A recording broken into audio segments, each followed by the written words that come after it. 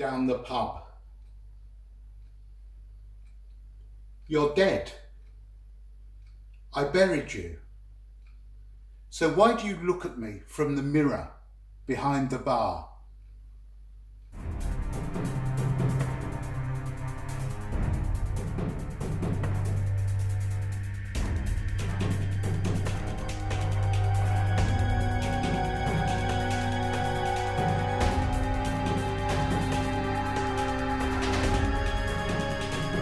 Hello everyone and welcome back to Poetry Surprises. Now today I want to talk about fathers, a tricky subject.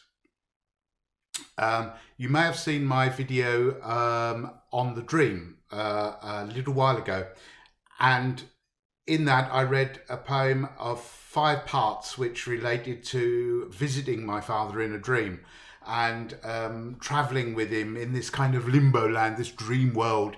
And it got me thinking about the whole role of fathers and poems and culture. Now, the interesting thing about fathers is, as is often noted in BBC News reports on social issues, fathers are often absent. And in some ways, even if they're not physically absent, probably for my generation, they were frequently emotionally absent. Oh, your father's in the garage, or oh, your father's down the pub, or don't wake your father up, he'll get annoyed. But absent, not there for you. And of course, this gets you thinking about Homer, doesn't it? I mean, the Odyssey.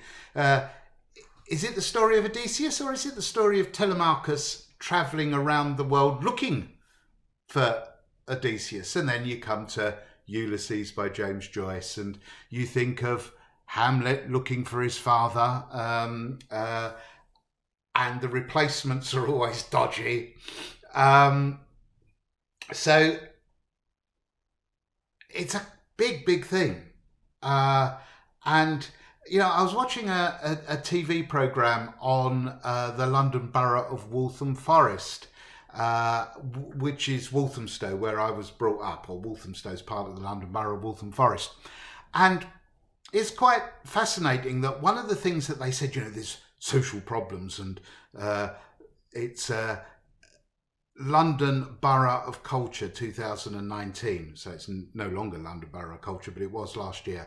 And one of the big issues was fathers and their absence, housing estates with mums and children and dads who aren't there, and you know, they're looking for role models, and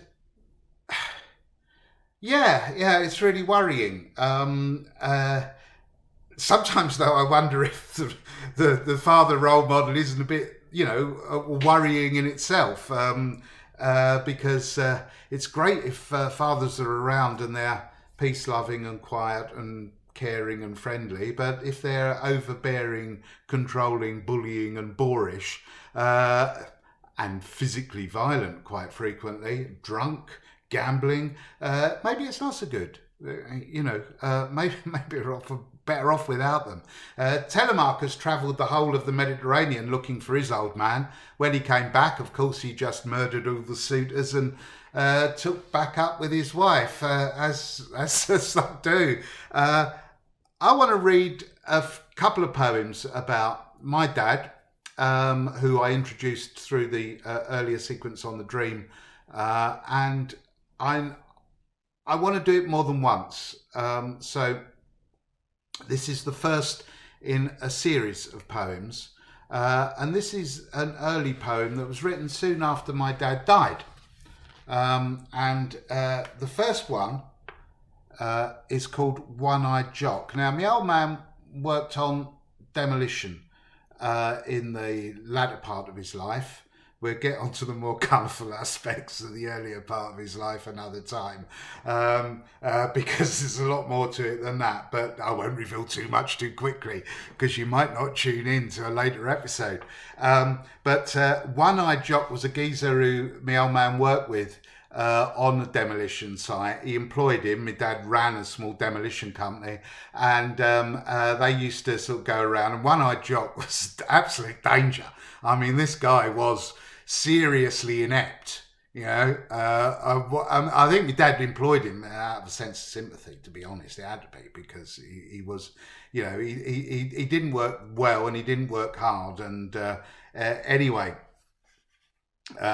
This is when I was a kid. As you can imagine, what I'm about to read you was really quite disturbing, because your dad's, even though he might not be there, he's a symbol for security. He's a barrier between you and the outside world. He was from your mum, you know. He was a protector. Yeah, he was. Yeah, okay, right. Well, so this is the story of One-Eyed Jock. I mind me old man in from graft, white-faced as the froth on a jug of Ben.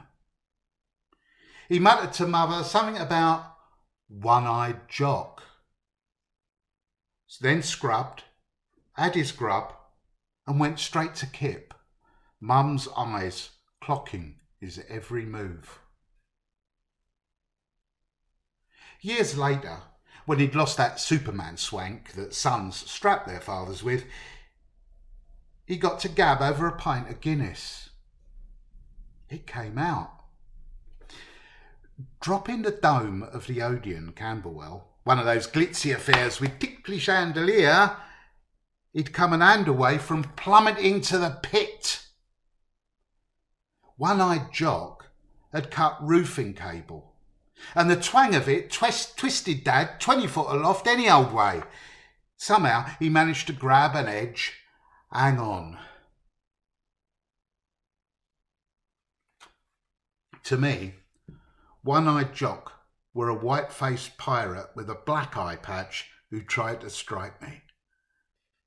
I hated him. And I hate him still. He came again. Me dad in whips, on the hospital bed, hovering over a 1,000-foot drop. I saw Jock, his bad eye fixing Dad for eye. Dad's hand flexed, jerked. I stretched to grab it. The nurse rushed in, but he fell.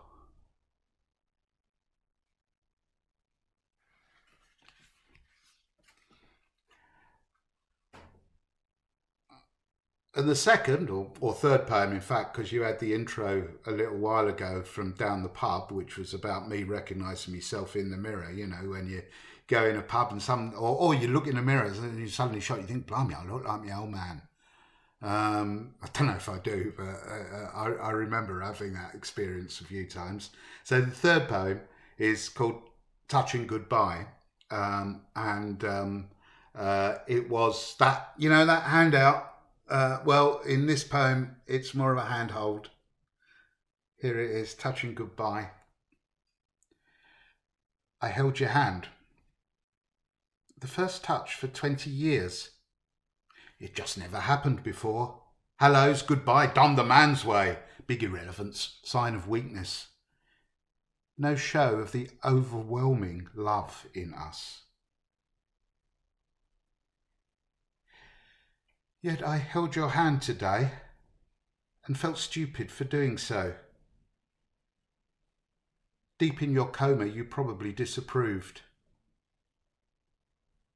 One of us had to make a move, and you were hardly up to breathing, let alone touching. So I held your hand. It was cold and weak, yet sweet to hold.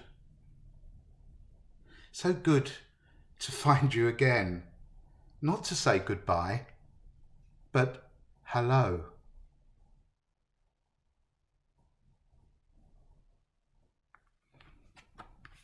Well, I think that's enough of a surprise for Poetry Surprises today. I'll delve into the past, dodgy, delightful and dynamic of my father, and the exploratory adventures of poetry, trying to find him across the islands of one's imagination for another poetry surprise. But for now, thank you very much for tuning in. Keep subscribing, and I'll see you soon. Bye for now.